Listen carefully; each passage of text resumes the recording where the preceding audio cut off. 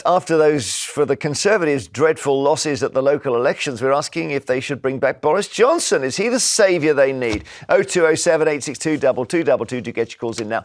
There have been growing calls over the weekend for the former Prime Minister to return to frontline politics. Dame Andrea Jenkyn, Tory MP for Morley and Outwood, that's not her, said she'd like to see him front and centre of any future election campaign. The leader of the Conservative group in Basildon, Andrew Baggott, also thinks the public want him back. He thinks the party should never have got rid of him as leader in the first place. There's the Basildon leader. So, yeah, a mistake to get rid of Boris Johnson, Tessa. Look, this is a man who abused the ministerial code, who prorogued Parliament, who lied to Parliament, whose popularity ratings just before he left office were minus 45. And it is also the man who last Thursday went to his South Oxfordshire polling station brandishing a copy of Prospects magazine because presumably he was too entitled to find his photographic ID to be able to place his vote. And that says so much about Boris Johnson. I make them laws and then I sit above them. No, mate, you didn't get to put a cross in that box and I'm never going to put a cross in his box. People do. We're going to show you in a minute the Angela Rayner clip from the House of Commons. Let's do this now, actually. So this is just a very unusual moment where Labour make a reference to the fact that he's a winner compared to Sunak, who isn't. Have a look. Mr. Speaker, I read with interest that the right honourable gentleman has been urging his neighbour in number 10 to call an election because he's worried they might get wiped out. Has he finally realised that when he stabbed Boris Johnson in the back to get his mate into number 10, he was ditching their biggest election winner for a pint-sized loser? Oh, but you don't hear that from Labour very often, but that probably is the truth of it, isn't it, James? It is the truth of it, and there's no doubt that Boris Johnson has an incredible ability to campaign and an incredible ability to bring people with him. However, I think that so many mistakes were made under his leadership that I think that there are a lot of people in this country who would not back him again because he showed and demonstrated time and time again that he was unable to deliver the things that he said so effectively. And the thing is that if, for example, during COVID, we know about Partygate, but if he had said right at the beginning, there will be some organisations where you simply cannot work with these things, so we're not going to set the rules and say that everybody has to stick by them. And for example, in Downing Street, we have to work in this way, then Partygate would never have been a thing. And the thing is, he didn't. And as demonstrated a little bit like last week, he puts in a rule and then didn't think that he had to behave by it, which is a consistent problem in him. And I think that we are looking for our politicians to have integrity, to be able to lead by example. You're in a situation, if you're a Conservative, the plane is crashing, right? You've got a guy in the cockpit who arguably can't fly a plane, Rishi Sunak, and you're simply saying, is anyone else a qualified pilot? And when this guy, the large man with the blonde hair says, I think I could drive a go, you don't say, well, hang on a minute, you actually didn't do very well in your pilot's exam. Say, for example, well, they ditch Rishi. Is he going to do... He would probably do better than Rishi. That's it. Hush, hush, children, because you've forgotten the key agent here, Boris Johnson, has zero intention of stepping up to the plate. That's different. He sees his big chance the other side of the election. We're asking a different question, which is if he were to be available, but then also, would he save it? But then also, are we going to see, and there are rumours, are we going to see Nigel Farage come back, deal with that's reform, and what does that do to... On topic here. Nick in Devon, hi. Hi. Would Boris Johnson save the Conservatives or get them out of this hole anyway? Well, I think I'm sort of, really in agreement with Tess and James, actually, on the panel. I would say that I just cannot understand the fixation that the Conservative Party have with losers. And, I mean, Boris Johnson, who, no matter what way you look at it, in reality and everything, is the reason why the Tory Party is where he is at the moment. I mean, if they want him back again, they've got a hole in the head. They want their brains tested. All right, stay there. Let me just hang on, Nick. I'll just bring in Nigel in Warwickshire. Do you agree with that, Nigel, that the reason the Tory party are failing is because of Boris? Basically, your guests have demonstrated the issue. The media don't want Boris back because they're frightened of him. The Labour Party with Sue Gray did a coup in alliance with Sunak and Michael Gove to get rid of Boris. and they don't want him back. No, As regards your issues... Nigel, Hang sorry. on, let's just keep these two talking. Hang on. Nigel, go on. Yes. As regards social distancing rules, guidelines in number 10, not rules, they were guidelines, because of the inherent issues within the building. And they use other mitigations. As regards absent-mindedness What do you about think of that? IP... Nicky was stitched up by a plot. Hello? No, no. Look, come on. I can't remember how many it was of the Tories who didn't want to go in his government, but, you know, it was the majority of MPs that he asked, and quite frankly, at the end of the day, the reason he stepped down, really, were forced to step down, because nobody would actually support him in the House of Parliament. What about that, Nigel? He lost all his ministers. They all resigned. Well, you read the plot by Nadine Dorries and you know the whole thing about it. I've read, right, James, over to you. Sorry, Nigel, I have to pick you up because the point is that the media, first of all, we don't all think as one. I'm certainly not told what to think. And I genuinely like Boris Johnson as a politician. I think he's hugely charismatic, but he is deeply flawed. And when you have been given more opportunity than any politician in recent or past history, and you've still managed to make mistakes because you don't learn from your mistakes, surely he can't come back. It's nothing to do with me and what I think. It's just untenable, Nigel. They are flawed. Well, how is it Keir Starmer disappeared from a road traffic accident in Kentish Town? That was rather absent-minded, wasn't it? What about he forgot about his party in Durham? I don't know. I am no fan of Keir Starmer, I assure you. That sounds like a weird one. I don't know anything about that, Nigel. Sorry. Thank you, Nick in Devon. We've ranged widely there. Have you read The Plot by Nadine Dorries? No, but it's not now on my reading list. It's the idea that basically the deep state got rid of him deliberately, although then the deep state got rid of Liz Truss. That doesn't make any sense. But don't forget that Liz Truss got rid of Liz Truss. But Liz Truss is a big campaigner against the deep state. You know, she's taken Britain's deep state to America, you'll remember. I think she's bounced back over here now. Just very quickly before we go to John, the issue around Boris Johnson, the idea that actually he's still popular, it's a bit like Tony Blair was the most popular minister in the wake of the late Diana's death. He polled at 65%, and look where he ended up. You know, you can wear the crown, you can be the king of popular and fall from grace, and that's also what Boris Johnson did. You could argue that he's...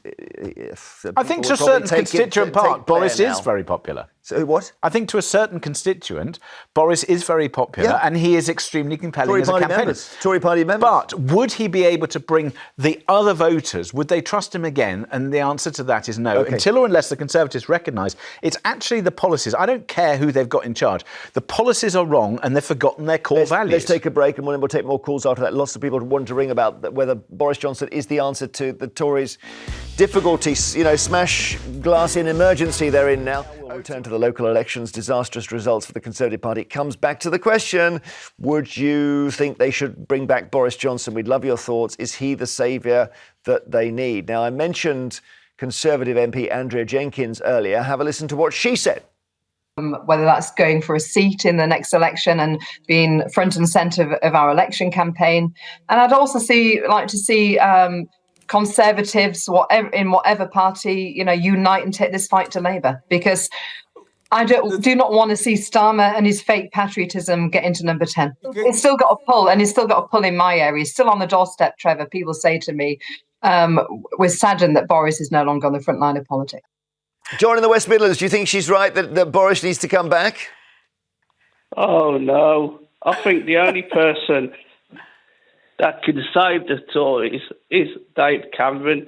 Dave Cameron's got experience. Give Dave Cameron the chance. Well, yeah, he's in the Lords. It's tricky. Well, I suppose Boris Johnson isn't an MP either. But, all right, let's say you could get him into a seat or whatever. Cameron. I've got to say, I thought that his return as Foreign Secretary I was very wary of. But Britain needs a big voice on the international stage at the moment. I thought he conducted himself brilliantly in Ukraine over the last couple of days. He got some very good press coverage in Europe. I thought he's handled himself sensitively in the Middle East. It's not entirely where I would go the current administration's line with Israel. I'd be tougher on them. But nonetheless, Cameron is someone we can lean into. But the broader appeal at a general election, he's got the tag of a failure. Thank he you, lost John. Brexit. Ellen in London, hi. Hello. Hello, Ellen. Hi, Jeremy. Hey, what do you want to say, Ellen? I think they should definitely bring Boris back. Okay, but you miss him. I miss him. He was cuddly. He was fun. I've met him a few times. Are the Conservatives doing so badly because he's gone? Is that what you think? That's what I think. Yeah. I can see the logic. Back urgently. Ellen, did you actually cuddle him? You mentioned he was cuddly. Yeah, I cuddled him. You cuddled, guzzled, cuddled. Cuddled. And did he cuddle back? I just want to go there. I mean, what was the interaction exactly? Listen, I think that's an irrelevance. We were at a function. No, because this is part of his appeal. This is a big part of his appeal. No, this isn't irrelevant. And it's not, because actually, I'm so sorry, but when you talk to people on the ground, it's like he's a celebrity. People want a bit of him. All right, James. What I want to understand, though, is that, look, there are a lot of people who really like Boris. He's a really effective politician and he's very funny and all these things. And if you've met him, which I have as well, he's a brilliant light in a room. How on earth, though, does he come back to politics when, for a lot of people, you just can't trust him? I think he could win back the public's trust. He was put through a serious challenge with COVID, and he messed up. But come on. Yeah, it defeated a lot of people. Yeah. Thank you, Ellen. Brian in Newport, hi. Hey, Hello. Brian. Yeah, I think we should stick with Richie Sunak. And I believe all these people who voted Labour in all of these by-elections and things should have come to Wales first and looked at a Welsh led by Labour over the last few years and how much of a mess they've made of things, because I feel sorry for all these people now. They're going to have to put up with these things. And I do believe, I don't like to say it, but I do believe that Enoch Powell's thing will come true if Labour get in. Well, we're going back to the 60s there, Enoch Powell, and that's a kind of warning on immigration and was kind of proved wrong, Yeah, really. proved wrong, though. But ugly, too, the Rivers of Blood speech. Yeah, nasty, this is pretty ugly stuff, Brian. I mean, I know that people in Wales have taken umbrage with the 20-mile speed limit, but I don't think we need to go back to Enoch Powell to make this OK again.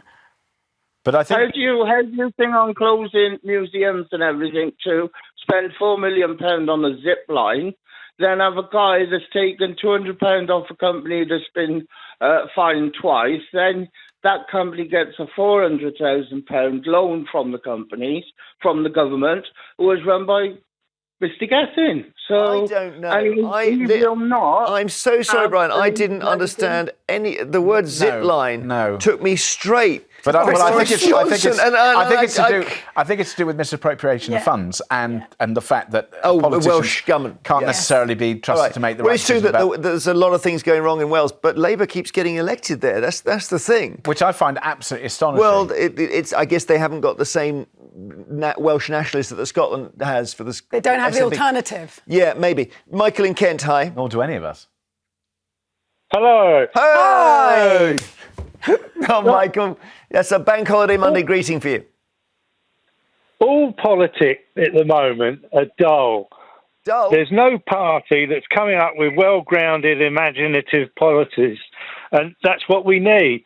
Boris let himself down by having Dominic Cummings as his right-hand man, who was contemptuous of the public and everything that he stood for. I'll tell you somebody who came up with some lively old policies, and that was Liz Truss, who's, underrated. I mean, she came out with some absolute stonkers. Yeah, she did. But is it fair to say, though, Michael, Jeremy, there's a difference between coming up with bonkers ideas and policy. Michael, if I understand you correctly, what you're really saying is, we all know, the public, us up and down the country, we know what's right, we know what's wrong, we know where we're all struggling with cost of living crisis, we know how important education is, we know how important health is, and we just wish our politicians would find ways to keep us safe, spend our money wisely, not overtax us, and get on with the job and stop messing around. Well, you've got Braverman at the moment, she's banging on. Braverman's banging on about being tough and hard talking, and all she is aggressive and repeating the mistakes of likes of Theresa May, even when she was Home Secretary, coming out with targets that were always going to fail and always be weaponised against the Conservatives for failing. Okay, Michael, they don't use their imagination. Thank you. Let me get one more call in from Sylvia in Durham. What do you think is, Boris, the answer to the Conservatives' problems? Yeah, good morning, Jeremy. Good morning, guys. No, I actually don't think that Boris Johnson should come back. I think it's the start of the problems for the Conservative Party. I think Brexit was the biggest mistake this country has ever had. And also, can I just say something about Keir Starmer? Yes. He is not Prime Minister. When he gets there, if he makes mistakes, he will be judged for them. If he doesn't, if he makes a good job of it, we'll all praise him. So I think we need to wait until he gets into 10 Downing Street, if he does, and then decide. We've had many good Conservative parties, but right at this moment in time... I mean, we don't do the thing, we wait till he gets in, then decide if he's any good. We've got to decide before that. That's the point of all the conversations. It is a truism, though. It is a truism, though, Sylvia, that politics and political careers end in either death or failure. So, as a result of that, we've had many failures and one or two deaths. Somebody brilliantly said that governments need to be, like nappies, they need to be changed often and for the same reason. Indeed, they stink. Just one word on Thanks for explaining Starmer. it to everyone, yeah. Just thought they actually needed that, yeah. Because I didn't know what Jeremy meant there. What the joke was, yeah. Yeah, no. It's a bank holiday. People might just be waking up through the fog. Thanks for all your calls. No, they don't need that graphic image to wake them up. I've moved on. I'm just in the nappies now. Okay, I'm in nappy land.